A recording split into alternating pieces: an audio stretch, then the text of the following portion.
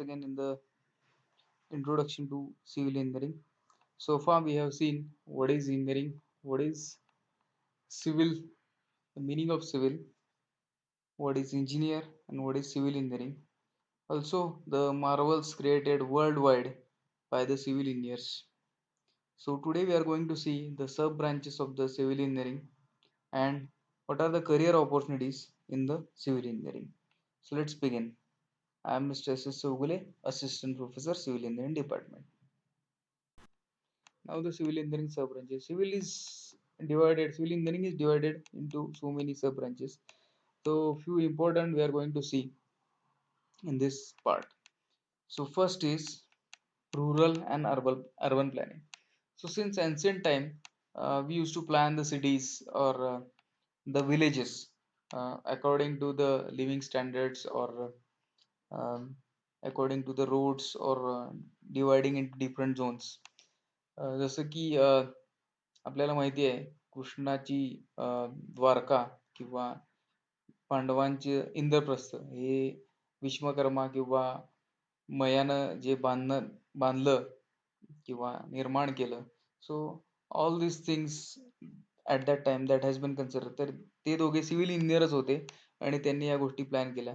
आपल्याला माहित असलेल्यांपैकी आत्ताच आपण 7 वंडरमध्ये पाहिलं की पेरू मधील Machu Picchu city. So that has been planned.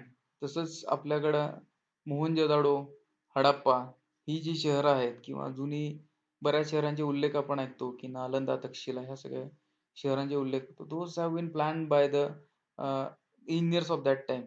And those city has all the amenities like water supply, drainage system, good roads, चांगले रोड्स होते. ह्या सगळ्या गोष्टी त्यामध्ये होत्या आणि ते सगळं सिव्हिल इंजिनियर्सनी तेव्हापासून चालत आलेलं आहे. आत्ता जर बघायचं झालं तर cities like Chandigarh or Navi Mumbai, then this Bangalore city आणि आपल्या जवळचं म्हटलं तर जयसिंगपूर. सर ह्या सिटीज प्लॅन केलेल्या आहेत आणि you can see when the cities has been planned by the engineers, so how beautifully those alignments and all those things are there. And next is and well known thing आपल्याला माहित असलेली गोष्ट म्हणजे building planning and construction. So this is basically सगळे समजतात की this is the work of the civil engineer की बिल्डिंगचं construction and planning. So this is the main part or which is mostly associated with the um, common man, that is under civil engineering म्हणजे आपण असं consider करतो. Then structural. So याला कोणतंही structure बांधलं जातं. So what amount of material has been required, मग ते कोणतंही असेल, स्टीलचं असेल, कॉन्क्रीट RCCAचं असेल किंवा प्रिस्ट्रेस असेल, टिंबरचं म्हणजे लाकडाचं असेल, ॲल्युमिनियमचं असेल.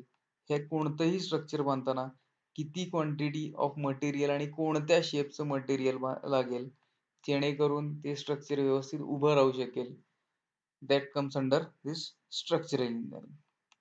Then bridge. Basically some part of bridge is coming under the structural engineering and some part coming under the transportation पुढे बघू. तर ब्रिज मध्ये बेसिकली स्ट्रक्चरल पार्ट मध्ये what should be the size of that particular member, म्हणजे मेंबरचा size किती असावा, डेकचा thickness किती असावा, या सगळ्या गोष्टी कन्सिडर केल्या जातात. आणि बाकीच्या मध्ये त्याची अलाइनमेंट कशी असावी, त्याचं शॉर्टेस्ट स्पॅन कुठं असेल, हे सगळ्या गोष्टी त्यात येतात. किंवा त्याचं ॲस्थेटिक्स कसं असावं. जसं की आपण पाहिलं की some of the bridges have now they are the identity of the particular cities because of their beauty. तर तसं ते कसं करता येईल किंवा कोणतं मटेरियल वापरायचं, ह्या सगळ्या ज्या गोष्टी आहेत त्या ब्रिजच्या अंडर येतात. Then hydraulic. Hydraulics means it is associated with water. तर याच्यामध्ये पाईपमधून वाहणारा फ्लो किंवा आपण नेहमी बघतो की किती दाबानं आपल्या घरी पाणी येतं, तर तो दाब कुठल्या ठिकाणी किती असेल, त्याचे लॉसेस काय काय होतात, और द फ्लो थ्रू चॅनल्स की चॅनल मधून जेव्हा पाणी वाहत असतं तर त्यात काय काय कन्सिडर केलं जातं आणि ते बाय ग्रॅव्हिटी एका सर्टन डिस्टन्स पासून दुसरीकडे जावं, या सगळ्या ज्या गोष्टी असतात त्या हायड्रॉलिकच्या अंडर येतात. त्याच्यामध्ये फ्लो थ्रू चॅनल्स असतील, पाईप्स असतील, किंवा बऱ्याच वेळेला एनर्जी डिसिपेशन असेल, की धरणातून जे पाणी खाली पडतं, तर त्याचं एनर्जी डिसिपेट कशी करावी. आता बघतोय आपण की एवढ्या क्युसेक्समध्ये फ्लो सोडला किंवा धरणातून फ्लो असा सोडला, तर ते ज्यावेळेला पाणी खाली आदळतं, तर त्याचं एक जंप फॉर्म होते, that is called as hydraulic jump, आणि त्याचं एनर्जी कसं डिसिपेट करायचं ह्या सगळ्या गोष्टी यामध्ये कन्सिडर केल्या जातात. देन एन्व्हिरॉन्मेंट. सो एन्व्हिरॉन्मेंटल इंजिनिअरिंग ह्याच्यामध्ये आपल्या घरी जे पाणी येतं किंवा आपण जे ड्रेन आउट करतो घरातून पाणी, तर घरी येणाऱ्या पाण्याची क्वालिटी कशी असावी पिण्यासाठी, आणि त्या क्वालिटीपर्यंत ते पाणी कोणत्या प्रोसेस वापरून आणायचं, हे सगळं त्यात एन्व्हायरमेंटल स्टडी केला जातो. तसंच आपण जे पाणी वापरतो ते आपण निसर्गात किंवा वातावरणात पुन्हा तसंच सोडू शकत नाही. So to take care of what process should be done, कोणकोणत्या प्रोसेस कराव्या लागतील आणि मग ते पाणी सोडता येईल, तर हे सगळं एन्व्हायरमेंटल मध्ये येतं. तसेच हे एन्व्हायरमेंट एअर पोल्युशन शी सुद्धा डील करते, की what is the air quality index. हे तुम्ही ऐकलं असेल AQI. तर एअरची क्वालिटी किती आहे, कुठून कशी मोजायची, आणि त्याच्यावरचे काय काय उपाय असतात, आणि what are the sources of pollution, आणि त्याच्यावर ते उपाय कसे करायचे. All these things comes under the environmental engineering. Then the transportation. So आपण हळूहळू इव्हॉल्व झालो. That start with the cart, and then slowly we grown up to this vehicles, today's vehicles. तर ह्याच्यासाठी जे लागणारे रस्ते असतील, त्याच्यामध्ये पुन्हा अडथळे जे डोंगर ह्याच्यात वगैरे येतात, तर त्यात घाट सेक्शन्स असतील किंवा टनेल्स असतील किंवा ब्रिजेस असतील, हे सगळ्या ज्या गोष्टी असतात त्या ट्रान्सपोर्टेशनच्या अंडर येतात. This is a one part of transportation. त्याच्यामध्ये पुन्हा रेल्वेचा एक पार्ट आहे. Then there is a airport, design of airport and amenities. Then dock and harbors are there. त्याचा सुद्धा स्टडी ह्या ट्रान्सपोर्टेशन मध्ये केला जातो. म्हणजे पर्टिक्युलर एअरपोर्टचे लोकेशन्स काय असावेत, तिथले टॅक्सी वेज किंवा जे रनवेज असतात त्यांचे डिझाईन्स कसे असावेत. देन पोर्ट हार्बर मध्ये लोकेशन्स कशा चूज कराव्या, आणि what should be the beneficial position for the dock and harbour, आणि निसर्गाचा आपण त्यात कसा वापर करून घेऊ शकतो, ह्या सगळ्या गोष्टी या ट्रान्सपोर्टेशन इंजिनिअरिंग मध्ये येतात. Then the surveying. This is the beginning of anything that we can plan in civil engineering. Road असेल, बिल्डिंगचं प्लॅनिंग असेल, किंवा बऱ्याच वेळेला हायड्रॉलिक्स असेल, तर ह्या सगळ्याचा बेस हे सर्वेइंग मध्ये सुरू होत असतो. कारण आपल्याला त्या ठिकाणची माहिती गोळा करणे हे ह्या सर्वेचं काम असतं. So we gather the information, we analyze that, and then we are plan accordingly. की आपण त्यातनं प्लॅन करतो की आपल्याला कमीत कमी खर्चात आणि कमीत कमी वेळेत हे सगळं कसं करता येईल. तसेच टू चूज द स्पॉट्स, बऱ्याच वेळेला ब्रिजचे लोकेशन फाइंड आउट करण्यासाठी किंवा काही कॅनल्स असतील त्याचे लोकेशन फाइंड आउट करण्यासाठी या सगळ्याचा वापर, सर्वेइंगचा वापर इथे होतो. Then geotechnical or soil mechanics. Basically we are building anything on the uh, earth, that is we are building on the soil. So we must know what are the characteristics of soil below our building. आपल्या बिल्डिंगच्या खाली जी soil असते, तर त्याचे characteristics माहीत असणे आपल्याला गरजेचं असतं. So that we will plan accordingly. आपण त्याचं प्लॅन करू शकतो. आपण जे स्ट्रक्चर बांधणार आहे ते घ्यायची कॅपॅसिटी त्या खालच्या सॉइल मध्ये आहे का, हे आपल्याला पहिल्यांदा जाणून घ्यायला लागतं. And then only we can plan accordingly. ज्या पद्धतीचं सॉइल आहे, तर त्या पद्धतीच्या गोष्टी तिथं आपल्याला अकॉर्डिंगली प्लॅन करता येतात. तर ते सगळं जिओ टेक्निकल मध्ये येतं. बऱ्याच वेळेला आपण पाहतो की लँडस्लाइड्स असतील, दरडी कोसळणे, या सगळ्या ज्या गोष्टी असतात, तर त्या सुद्धा ह्याच्या अंडर येतात. की मातीचे गुण काय काय असतात, कॅरेक्टरिस्टिक्स काय काय असतात, त्याच्यावरून ते ठरवलं जातं. When the landslide occur, or what are the remedies on the landslides. Then the water resources. So in this we have the naturally available water resources on the ground, that is in form of river, and below the ground, that is groundwater. So how to use these resources, and uh, to provide these resources up to the farms, जे farm मध्ये आपण शेतामध्ये पाणी पोहोचवतो, तर that comes under this particular water resources, की पिकाला पाणी किती लागतं आणि त्याला पाणी कसं द्यायचं, या सगळ्या गोष्टी, किंवा when rain is falling, how much rain will fall, or how to calculate all the rainfall and all the things, that comes under this water resources. Even धरणं वगैरे प्लॅन करणं, ह्या सगळ्या गोष्टी, कॅचमेंट एरियात मागं किती पाऊस पडतो, ते तुम्ही आता ह्या गोष्टी ऐकत असतात कॅचमेंट एरिया आणि धरणांबद्दल. So all these things comes under this water resources. The location of dam, even the forces coming on the dams also calculated in the water resources. And structure, ह्या दोन्हीचं कॉम्बिनेशन मध्ये ते dam design केले जातात. त्या different types of dams असतील आणि बाकीच्या गोष्टी असतील, प्रोटेक्शन्स वगैरे सगळे, तर ते पण वॉटर रिसोर्सेस मध्ये येतात. देन द कन्स्ट्रक्शन मॅनेजमेंट, या वरच्या सगळ्या गोष्टी करण्यासाठी किंवा सगळ्या गोष्टी मॅनेज करण्यासाठी काहीतरी मॅनेजमेंट लागतं, जे की मटेरियल असेल, और इन टर्म्स ऑफ मनी असेल, और इन टर्म्स ऑफ लेबर्स. तर त्याच्यामध्ये ही ब्रँच इथे उपयोगाची ठरते. या सगळ्या गोष्टी मॅनेज करणे आणि जिथे इथे रिसोर्सेस लागतील तिथे ते प्रोव्हाइड करणे. So that's comes under the construction management. आणखीन थोडे ॲस्पेक्ट्स आहेत, जसं की एस्टिमेशन, टेंडर, बिलिंग, हे सुद्धा थोडं थोडं याच्या अंडरच येतं. So all these are the sub branches of the civil engineering. Now we'll talk something about the careers in civil engineering. So basically, civil engineering is divided in main two parts, that is entrepreneurship, that is business, and the services, that is jobs. So we'll see in detail what comes under the business or entrepreneur category. It is udyojak. So first is the contractor. So under that, main commonly associated with the building construction, uh, it should be a small building or the high-rise building. It is individual bungalow or the scheme, was development of the land.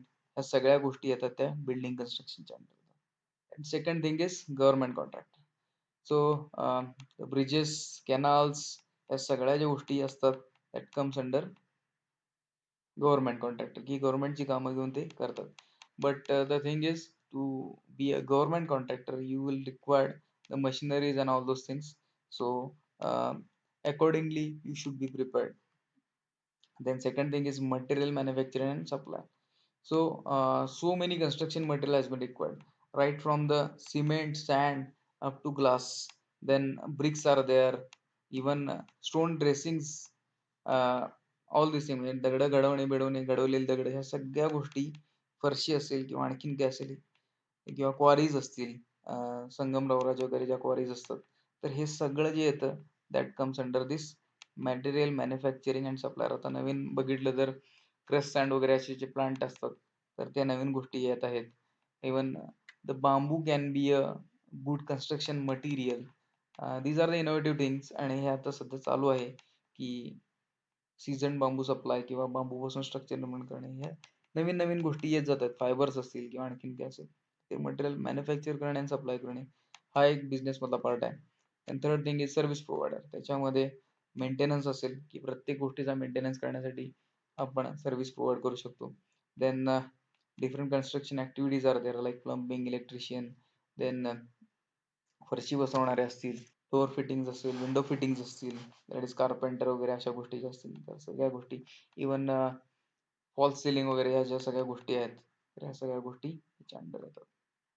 आणि third thing is consultancy. जर ते building construction असेल किंवा government contractor असेल, तर यांना structural consultancy देणे किंवा प्लॅन सँक्शन करून देणे, इस्टिमेशन, कॉस्टिंग, ह्या सगळ्या ज्या गोष्टी असतात, किंवा सर्वेइंग साठी सुद्धा, हे सगळं कन्सल्टन्सीच्या अंडर येतं. And the service. So basically there are two sectors, that is private sector and another is government sector, and third one is the uh, academics. So basically it is three parts: private sector, government sector, academics. Basically academics मध्ये सुद्धा पुन्हा private आणि government असतं, but we are taking it as a different entity. So we'll see in detail one by one. So private sector मध्ये management. जसं की आपण बघितलं, अं, बऱ्याच वेळेला वेळ म्हणजे पैसा असतो आणि तुम्ही जेवढं वेळ कमी कराल, तेवढंच कॉस्टिंग सुद्धा कमी होतं कोणत्याही प्रोजेक्टचं. तर how to do these things that comes under the management. म्हणजे वेळीच मटेरियल सप्लाय करणे, वेळीच लोक सप्लाय करणे आणि त्या कामांचं एक शेड्यूलिंग करणे आणि त्याच्यामध्ये वेळ वाचवणे, that comes under the management. It has the different techniques also. तर ते त्या मॅनेजमेंटच्या अंडर येतं. देन द एक्झिक्युशन, जे साईटवरती खरंच काम एक्झिक्यूट केलं जातं, तिथं पण इंजिनियर लागतो आणि ते एक्झिक्युशनमध्ये येतं. Third thing is again consultancy. बऱ्याच कन्सल्टन्सीज असतात ज्या सर्व्हिस प्रोव्हाइड करतात आणि त्या कन्सल्टन्सीमध्ये सुद्धा जॉब ऑपॉर्च्युनिटी भरपूर आहेत. And the last is the IT sector. It might be shocking, but it is जो कोणी इंजिनियर असतो त्याचं लॉजिक नॅचरलीच चांगलं असतं and because of it I T सेक्टरमध्ये अशा लोकांची गरज असते. कारण आय टी सेक्टरमध्ये कसं असतं, तुमचं लॉजिक चांगलं असेल and once you learn the language which computer knows, म्हणजे कम्प्युटरला कळणारी भाषा जर तुम्ही शिकलात, जसं की सी असेल, C++ असेल, अशा भरपूर लँग्वेजेस आहेत, तर तुमचं लॉजिक अप्लाय करून तुम्ही कम्प्युटरला कोणतीही गोष्ट करायला भाग पाडू शकता. सो बेसिकली आणि दुसरी एक गोष्ट, त्याला एक ॲस्पेक्ट असा आहे की हे सगळ्या ज्या गोष्टी करण्यासाठी सॉफ्टवेअरची मदत भरपूर घेतली जाते, पर्टिक्युलर इन कन्सल्टन्सीज. तर सिव्हिल इंजिनिअरची रिक्वायरमेंट काय असते, what is the requirement of civil engineer, that civil इंजिनिअरपेक्षा चांगलं कोणी सांगू शकत नाही.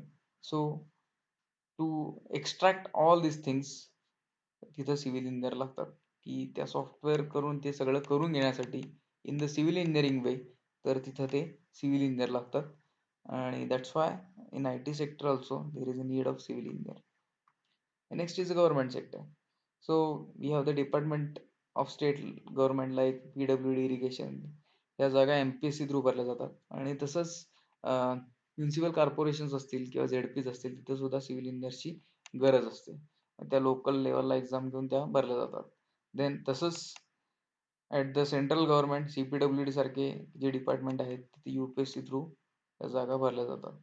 And third is the military engineering services. तर MESच्या वेगळ्या एक्झाम असतात मिलिटरीमध्ये जे सिव्हिल इंजिनियर लागतं, तर तिथं सुद्धा ह्या जागा तिथं भरल्या जातात. तर या सर्व ठिकाणी गव्हर्नमेंटमध्ये सिव्हिल इंजिनियर्सची रिक्वायरमेंट भरपूर प्रमाणात असते. And last is the academics. First thing is teaching as a academician, जसं की असिस्टंट प्रोफेसर, असोसिएट प्रोफेसर किंवा प्रोफेसर किंवा लेक्चरर अशा पोस्टवर टीचिंग अकॅडमिक्समध्ये आपण करू शकतो. And second thing is research, as a research scholar, जे वेगवेगळ्या गोष्टी असतील तर वेगवेगळ्या प्रोजेक्ट्सवर काम करणे आणि नवीन नवीन शोध लावणे, तर that comes under this research scholar. So these are the opportunities or career opportunities as a civil engineer particularly. Hope that you enjoyed and learned so many things from these three lectures about the civil engineering, and I wish you all the best in coming future, and thank you.